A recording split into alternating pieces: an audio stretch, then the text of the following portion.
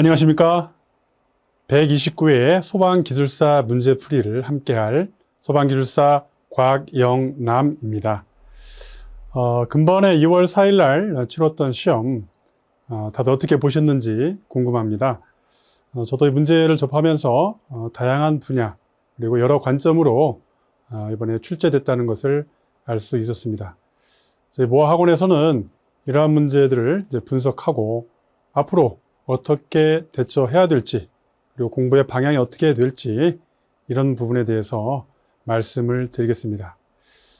매년마다 현 수강생 평균 5분의 1을 합격시키는 이 합격 신화가 있는 모아 소방기술사학원 함께 하시길 부탁드립니다.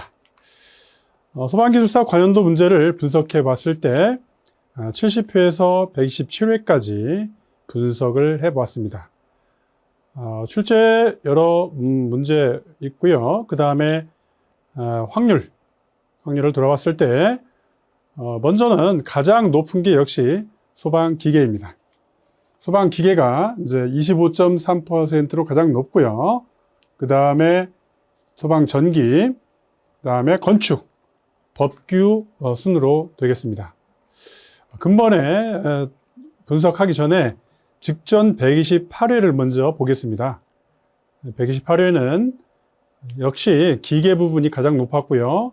그 다음에 건축 부분, 연소 방화 부분, 전기 부분 이런 순으로 출제 빈도가 있었는데 근본에 봤을 때 역시 가장 높은 거는 소방기계 분야이었습니다. 10문제 정도였고요. 그 다음에 연소 방화. 특별히 근본은 이제 두드러진 게 계산 문제가 많았다는 것입니다. 기존에 이제 여러 회차에 걸쳐서 계산 문제가 나오지 않아서 이제 뭐 계산 문제는 준비하지 않아도 되는 거 아닌가 라는 그런 생각을 불러 일으켰었는데 그 예상을 보란 듯이 근본에 바꿔줬습니다. 또 계산 문제가 아니어도 유도한다든지 문제 내부에서 그런 관련 식을 작성해야 되는 그런 문제가 좀 많았고요. 또 하나의 특징은 시사적인 부분들이 좀 많이 나왔다 이런 부분이었습니다. 위험성 평가 부분, 또 위험물 부분, 방폭 부분 이런 부분은 좀 덜 나왔던 부분이고요. 건축 부분도 의외로 좀 적게 나왔던 부분이었습니다. 근본에 계산 문제를 어떻게 잘 다루느냐에 따라서 좋은 점수를 받을 수 있고 당락도 결정할 수 있지 않을까 생각이 듭니다. 하지만 가장 기본이 되는 소방기계와 전기 문제, 연소 방화 부분은 놓칠 수 없는 부분이라고 할 수 있겠습니다. 자, 1교시를 먼저 보시면은 이제 계산 문제, 유도 문제가 중요한 관점이 됐습니다. 13문제 중에 이렇게 분석해 봤을 때 최신의 시사적인 문제가 좀 나오지 않았나 싶습니다. 기계식 주차타워 소방시설, 또 방화댐퍼, 요양병원의 구조대 관련 기준 부분, 또 소방관 진입창 등 이렇게 이슈가 됐던 부분들이 소방기술사 문제가 되었습니다. 문제로 주어졌다는 것은 이 부분이 더욱 중요하거나 또는 개선할 부분이 있기 때문에 출제관들께서 문제를 선별하는 것입니다. 저희가 이런 부분을 참조해서 답안을 적을 때도 단순히 내용 위주의 답안이 아니라 왜 이런 문제가 주어졌는지 배경에 대해서 좀 적어주시면 이 사회적 문제에 대한 소방기술사 관점이 얼마나 있나 하는 그런 평가까지 내릴 수 있게 되겠습니다. 그래서 6번, 7번, 8번 계산 문제였고요. 1번은 역시도 계산 유도하는 그런 문제였습니다. 문제를 이제 구체적으로 보시면 1번에 이제 유량 계산식을 유도하는 문제였고요. 유도식이었고 2번 화재 성장 속도 이런 거는 이제 기본적인 문제가 되겠습니다. 뭐 대표적인 그 품목 여러 가지가 있지만 저희가 대표적으로 울트라 패스트, 미디엄, 슬로우 이렇게 구분해서 대표적인 석유류, 플라스틱, 두꺼운 목재류, 종이 제품 등 이렇게 하나 정도는 이렇게 암기해 놓으시면 유용하게 사용할 수 있었습니다. 화재 하중, 화재 가곡도 이런 부분 아주 기본적인 문제로 잘 정리를 해서 풍성하게 답안을 써야 할 텐데요. 하지만 1교시 문제이기 때문에 감안해서 시간, 분량 체크해야 되겠습니다. 4번에 이제 화재 안전 기준 이원화가 됐죠. 많이 이슈화 됐고 많은 사람들이 왜 화재 안전 기준을 굳이 이렇게 기술 기준과 성능 기준으로 이제 구분했는가 의문이 있었는데 이 목적은 그거였습니다. 기술 기준을 이제 구분하면서 신속한 개정으로 신기술 및 신공법 이걸 도입하기 위한 그런 기능을 부여한 겁니다. 그래서 성능 기준은 이제 고시다. 그리고 기술 기준은 공고다. 이렇게 보시면 되겠습니다. 5번째 기계식 주차 타워의 화재 안전성 강화를 위한 소방시설. 최근 부산에서 이제 발생했던 기계식 주차 타워의 화재가 아주 시사적인 문제로 떠올랐죠. 대책도 역시 이거는 이제 액티브적인 방법과 패시브적인 방법을 구분해서 이렇게 정리를 해야 되겠습니다. 특히 패시브적인 방안에서 불호구에서 기계식 주차장 화재 예방에 대한 기준 시행안이 있는데 이 부분이 여기에서 들어가 주면 공부에 또는 답안 작성의 폭이 넓게 표현이 되겠습니다. 6번째로 공기의 최적 유량을 측정하기 위한 노즐의 최적 유량. 유량이라는 건 이제 최적 유량, 질량 유량, 중량 유량 등이 있죠. 여기에 적용하는 공식으로 베르누이 방정식과 연속 법칙을 서로 조합해서 유도하면 되겠습니다. 7번 유류 저류소에 화재가 발생했을 때 어떤 조건에서 액면 강화 속도나 연소 지속 시간을 구하시오. 이것도 이제 많이 이제 다뤘던 문제이죠. 풀파이에서의 액면 연소 속도 또 연소 지속 시간에 대해서 관련 시기에 대입해서 구해야 되겠습니다. 8번째로는 이제 RTI를 구하고 공동주택의 거실에 설치가 가능한지 여부를 판단하라. 문제 자체는 굉장히 좋은 문제이지만 이것을 푸는 사람 입장에서는 RTI 계산은 많이 해봤는데 공동주택 거실의 가능 여부를 확인해라 이런 부분에 대해서는 제가 좀 더 학습을 했어야지 풀 수 있는 문제 같습니다. 그래서 언제 개선으로 해서 한 가지 버추얼 RTI의 그 적용을 해야 되겠다라는 그런 식을 결론에 넣어주면은 더욱 좋은 답안이 되겠습니다. 소방용품의 형식 승인과 성능 인증 또 형식 승인 절차에 대해서 설명하시오 이렇게 되어 있습니다. 현재 성능시험 조사표를 작성할 때 형식 승인, 성능 인증 이런 부분에 대해서 관련 서류를 제출하게 되어 있죠. 그래서 시공을 할 때나 자재 승인 검수할 때 이러한 기초 지식을 알고 접근을 해야 되겠습니다. 그리고 전국의 소방 완공검사 신청을 할 때, 감리 완료 보고를 할 때 이런 서류를 다 첨부해야 되겠습니다. 자, 배연 성능의 검사 표준에서 요구하는 방화댐퍼의 기준과 건축물의 피난 방화 구조, 여기에서 요구하는 방화댐퍼의 기준 이렇게 서술을 하라고 했는데 간만에 이제 비교하는 문제가 나왔죠. 첫 번째 것과 방연댐퍼 또는 냉방시설에서의 방화구역에 설치하는 방화댐퍼 유사하지만 차이점을 보이고 있습니다. 법적인 문제 잘 기술해야 되겠습니다. 다음 요양병원의 적응성을 갖는 종별 피난기구 종류. 요양병원의 피난기구를 이제 적응성에 대한 부분이 있습니다. 요양병원에서 완강기라든지 무슨 피난 사다리 사실 어렵죠. 이런 것보다는 보다 좀 확실한 구조대에 대한 어떤 적응성 부분 그리고 종류 이런 것을 질문을 했습니다. 그래서 수직 강화식인지 경사 강식인지 이렇게 해서 설치 기준도 고려하고 사용자의 특성을 고려해서 수직 강화식인지 경사 강식인지 구분해서 사용해야 되겠습니다. 자신의 의견을 여기에 이제 피력할 필요가 있습니다. 다음에 이제 랭킨 휴고니어 공식에 대해서 곡선까지 설명하는 문제인데요. 폭발이 발생했을 때 이것이 폭경으로 가느냐, 폭연으로 그치느냐, 이런 부분을 시각적으로 볼 수 있는 도표입니다. 그래서 656 곡선, 레일리 곡선, CJ점을 통해서 폭연과 폭경의 경계점을 시각적으로 확인할 수 있습니다. 자, 이런 이론적인 부분 평소에 잘 공부해 놓았다면 충분히 풀 수 있는 부분이 되겠습니다. 마지막으로 소방관 진입창에 설치되는 유리의 종류와 아파트 구조 변경 시에 설치되는 방화 유리창의 구조. 자, 이 문제 역시도 같은 유리를 놓고 소방관 진입창이냐, 아파트 구조 변경에 사용하는 유리냐, 이렇게 비교 문제를 냈습니다. 소방관 진입창은 소방관이 이제 화재를 인식하고 현장에 출동하고 건물 내부로 진입하는데 유리창이 이게 파손이 되면서 오히려 소방관에게 유해를 입힐 수 있기 때문에 종류적으로 이제 구분하고 그 개선 방안도 세워야 되겠습니다.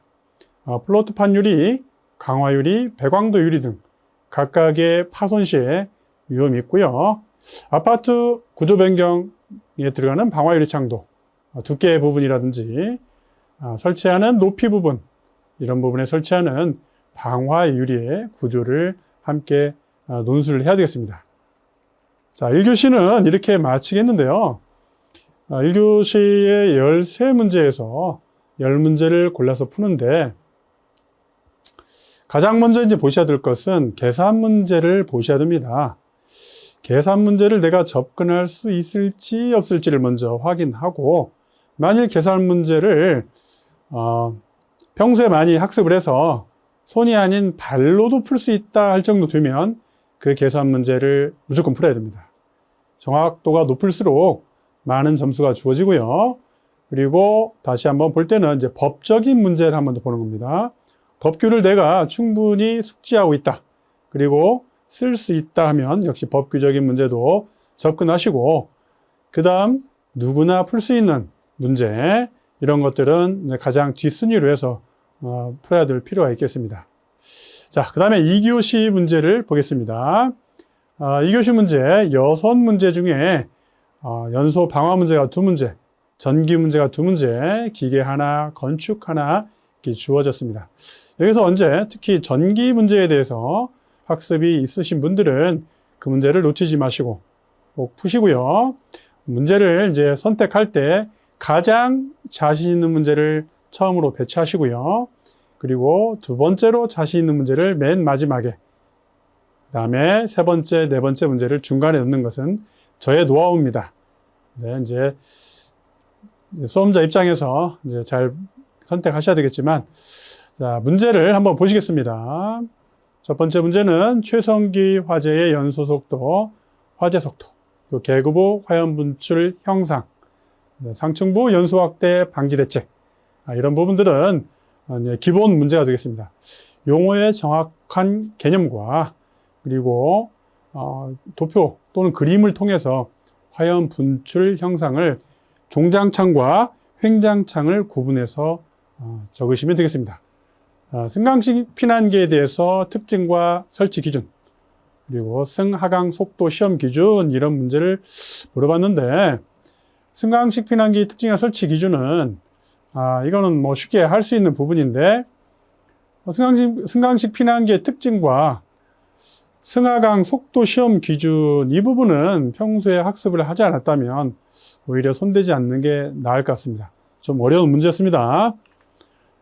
그 다음에 일반 건축물 화재 시 발생하는 롤오버 현상과 LNG 저장 탱크에서 발생하는 롤오버 현상, 이 부분은 이제 개념만 정확히 있으면 크게 어렵지 않은 부분입니다.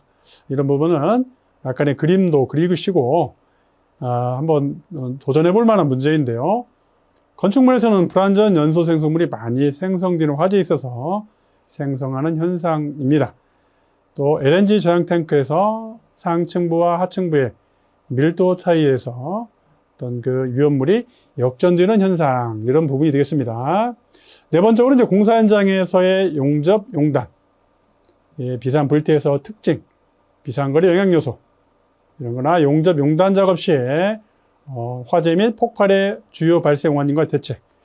자, 공사 현장에서 발생하는 가장 큰 화재와 또 인명, 피해의 원인 이런 것들이 용접, 용단이 되겠습니다. 이런 부분에 대해서 영향요소라든지 대책에 대해서 잘 적어주시고요.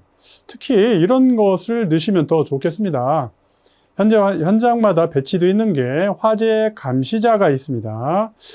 이분들이 이제 배치하고 실제 업무를 보고 있는데 실정이 어떠냐를 좀 적으실 필요가 있습니다.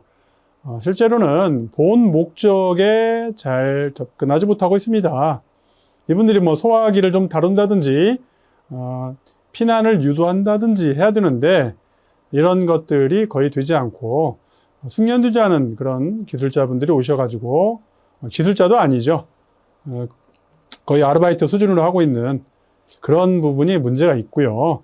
그래서 이제 새로 2022년에 소방안전관리자의 어떤 그런 관련 법규가 나왔죠. 그래서 이분들의 필요성, 소방안전관리자가 소방 현장에서, 공사 현장에서 전반적인 화재 안전 부분을 책임지고 임시 소방시설에 대해서 관리하는 그런 부분이 필요하다. 이런 내용을 결론에 적어주시면 더욱 좋겠습니다.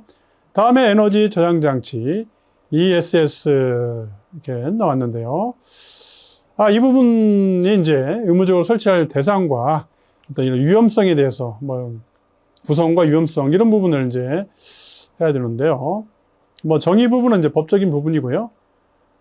설치 대상은 공공기관 에너지 이용 합리화 규칙에 대해서 이 부분에서 계약전력 1000kW 그 건축물에 계약전력 5% 이상 규모의 ESS 설치하라 이렇게 되어 있습니다. 그러다 보니 설치했을 때 이런 위험 부분, 한번 화재가 발생했어요. 특히 리튬이온 배터리 화재에 아주 취약하게 되겠습니다. 그래서 이제 이런 대책으로 전자기기 및 배터리용 소화장치 이런 게 있는데요. 이게 상용화되어서 문제를 다 해결하면 좋은데 아직은 시험 단계라고 볼 수 있겠습니다. 그래서 첫째로 배터리에서 발열이나 화재가 발생했을 때 수축 튜브가 파열되면서 여기서 분출하는 전자기기 및 배터리용 소화를 하게 되는 이런 게 있고요. 또 하나는 이제 소방 방지 신문에 나온 게 있습니다. 리튬이온 배터리 화재 진압을 하는 AVD 소화 장비가 있는데요. 자, 여기에서 질석 입자 열 접촉 시에 산소 차단막을 그런 이제 형성할 수 있는 D급 화재 적용이 가능한 그런 소화액체인데요. 이 소화 성능을 떠나서 저희가 이제 이런 방지의 신문이라든지 이제 시사적인 그런 자료를 참조할 필요가 있는데 이러한 문제였죠. 이것을 이제 사전에 알았다면 한번 해볼 수 있는 문제입니다. 다음에 이제 풀이의 열전도 법칙, 뉴턴의 냉각 법칙, 기체 분자 운동론의 가정 5가지, 그레임의 확산 법칙, 약 4개의 문제를 하나의 문제 안으로 집어넣은 거죠. 그래서 각각 특징을 적어 주시고요. 저희가 이론적으로 가지고 있는 내용들을 적어 주시면 되겠습니다. 그 다음에 이제 3교시를 보겠습니다. 3교시에 여기는 기계 문제가 거의 4문제가 나왔고요. 건축방재, 위험물 문제가 이렇게 나왔습니다. 소방 기계 문제를 잘 다뤘을 때 잘 학습할 수 있고 또한 서술을 할 수 있으며 답안이 아주 풍성해지겠습니다. 이번 첫 번째 문제로 도로 터널 방재 등급이나 백 레이어링 현상과 예방 대책 이렇게 나왔습니다. 방재 등급 및 방재 시설 기준표가 있죠. 이거 보시면서 이 부분도 상당히 많은 내용인데 이 부분을 답안을 적을 수 있는 분량으로 정리하는 것도 그 기술이 되겠습니다. 그 백 레이어링 역기류에 대한 거 많이 학습하신 기본 문제인데요. 이 부분 종료 환기 방식에서 자동차 주행 방향으로 반대로 기류가 유동되는 현상이죠. 이런 내용을 적어주시고요. 두 번째 거 원형관에서 유체의 유동으로 발생하는 손실, 손실에 대한 문제입니다.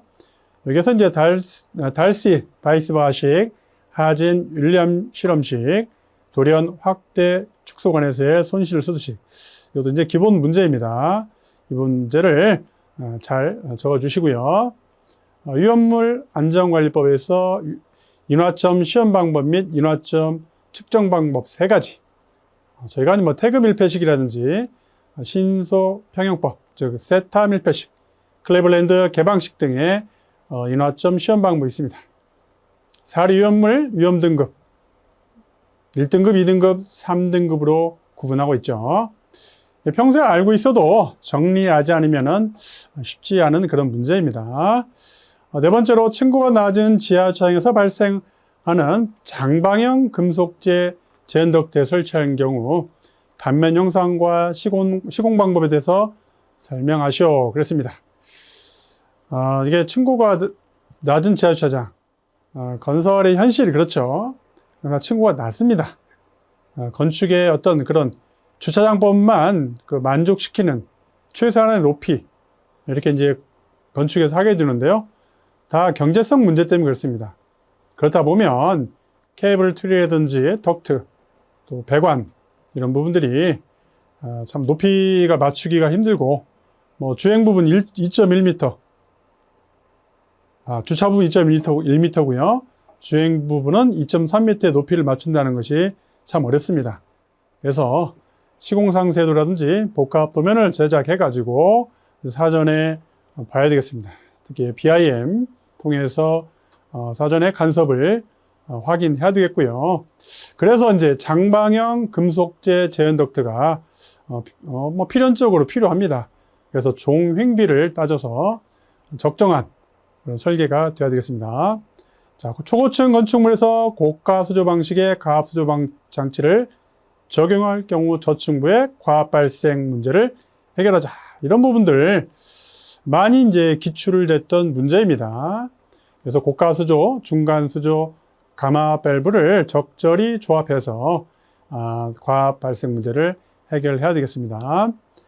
마지막으로 공동주택의 스프링클레드 수평거리 3.2m를 적용할 경우와 2.6m를 적용한 경우에 살수밀도 계산, 또 NFP에서 규정하는 등급을 고려해서 가능한지 여부, 참 이것도 복합적인 문제죠. 수평거리 3.2m는요, 화재안전 기술기준상 수평거리이고요. 수평거리 2.6m는 형식 승인 및 제품검사 기술기준의 수평거리입니다. NFP에서 규정하는 등급을 고려해서 살수 밀도를 통해서 이 가능성이 있는지 방호 여부를 결정해야 되겠습니다. 이 부분도 평소에 학습을 해놓고 준비를 했어야 되는 문제이겠죠. 다음에 4교시. 4교시쯤 오면 이제 많이 피곤하죠. 손도 아프고 어깨도 아프고. 이때 좀 더 힘을 내시고 4교시에 임해야 되겠습니다. 이 부분에서는 이제 소방법이나 법규 부분이 좀 많이 나왔습니다. 절반을 차지하는데요. 법에 대한 문제, 그리고 연소방화, 또 기계에 대한 문제 함께 나왔습니다. 첫 번째로 이제 전기자동차 화재와 관련 아주 뭐 시사적인 문제죠. 화재가 났을 때 정말 현실적인 방법이 없고 오히려 뭐 욕조에 담글 정도로 그렇게 이제 소화하는 방법이 어려운데 이것도 아주 시사적인 문제인데요. 리튬이온 배터리의 열 폭주 현상, 또 발생 요인이라든지 열 폭주의 위험성이라든지 화재 진압의 어려움을 이제 서술하시고 지하 주차구역의 화재 대응 대책에 대해서 부산의 소방본부에서 전기차 전용 주차구역의 소방안전 가이드라는 그런 기준을 이제 발표했죠. 자, 이번을 참조해가지고 건축적으로 또한 소방적으로 또 뭐 배기라든지 이런 전기적인 문제 또 CCTV 뭐 여러 가지가 가이드라인에 있는데요. 이런 거를 참조해서 적어주시면 좋은 점수가 나오지 않을까 이렇게 생각됩니다. 다음에 주거용 주방 자동 소화장치. 뭐 잘 알고 있는 문제인데 여기에서 소화 성능 시험 기준을 이제 적으라는 부분들. 이거는 이제 이것도 평소에 학습하지 않으면 참 적기 어려운 부분이었습니다. 이렇게 이제 절반 정도만 아는 문제에 과연 접근해야 될지 알아야 될지 접근을 하지 말아야 될지는 이제 다른 문제를 충분히 풀 수 있다면 접근하지 않으시고, 혹시 정풀 문제가 없다 그러면 절반 풀고 뒷부분은 또 나름대로 서술하시는 것도 방법이 되겠습니다. 건축물의 경사 지붕 아래 설치하는 대피 공간과 또 공동주택 중 아파트의 대피 공간, 이것도 이제 상호 비교하는 문제가 이렇게 나왔습니다. 그래서 옥상광장 건축물 방화구조 규칙 제13조의 헬리포트 구조공간 설치 기준, 이 부분에 있는 기준과 건축법의 건축법 시행령 제4조 방화구획 등의 설치에 나오는 부분을 참조해서 정리를 해야 되겠습니다. 네 번째로 수조가 펌프보다 낮게 설치된 경우 펌프 흡입 측 배관의 구성 및 설치 시 유의사항, 이 부분은 이제 펌프 이제 운전 시 MPSHAV 그리고 캐비테이션에 관련한 문제가 되겠고요. 화재 안전 기준에서 설치 기준을 또 적어주시면 되겠습니다. NFPA 11의 포소화 설비에서 적절하게 설치될 수 있는 판단하기 위해서 시험, 세정 포함하고 압력 시험, 작동 시험, 방출 시험 절차에 대해서 각각 설명하시오. 이것도 역시 NFPA 기준과 방수 시험 등을 평소에 학습하지 않으면 접근하기 좀 어려운 부분이었죠. 마지막 6번째는 소방시설의 비상전원, 정의나 기준, 옥내수화전, 그리고 유도등 제한설비, 고층부의 스프링클러 설비의 비상전원 종류 및 용량 등, 이 부분도 이제 소방법에서는 비상전원, 건축법에서는 또 예비전원 이렇게 표현하고 있는데요. 그리 어려운 문제는 아니나 이것도 평소에 이 관점에서 학습했었어야 풀 수 있는 그런 문제가 되겠습니다. 이렇게 이제 마지막까지 이제 문제를 전반적으로 봤는데요. 처음에 이제 분석을 잠깐 했지만, 특히 이번에는 문제 내부에도 유도하는 문제라든지 계산 문제 부분이 많이 나왔습니다. 그래서 가장 기본적인 베이스가 어느 정도인지 저에게 묻는 문제가 좀 많았고요. 또한 이제 응용할 수 있는 문제 또는 비교하는 문제, 또 신규 문제 등이 각각 출제됐습니다. 자, 그렇다면 저희가 어렵다, 쉽다, 어떻게 판단할 수 있을까요? 물론 당연히 관연도 문제가 나온다면 가장 쉽게 풀 수 있겠고, 가장 어려운 문제는 역시 신규 문제이겠습니다. 그러나 전반적인 문제를 보았을 때 현실과 벗어나거나 뭐 그런 문제는 거의 없습니다. 시사적인 부분이 많이 나왔고요. 저희가 이제 책상에 앉아서 이제 책을 보고 공부하는 시간도 중요하지만 시사적인 부분에 많이 귀를 기울여야 하겠습니다. 마지막까지 저의 내용을 함께 경청해 주셔서 감사하고요. 이제 또 3개월 후면은 또 새로운 또 시험이 주어집니다. 근본 시험을 통해서 1년 올해의 시험 문제의 경향을 짐작할 수 있습니다. 그렇다고 계산 문제가 근본에 나왔다고 계산 문제만 또 열심히 하시는 분이 있는데 그렇지 않습니다. 공부는 편중되게 하셔서는 안 됩니다. 가장 중요한 거는 기초가 가장 중요하고요. 아무리 정상의 경지를 올라갔어도 기초를 벗어나는 법은 없습니다. 우선 저희가 기초를 다지고 그리고 시사적인 부분까지 정리를 해서 좋은 점수를 통해서 올해 꼭 합격하시기 바랍니다. 감사합니다.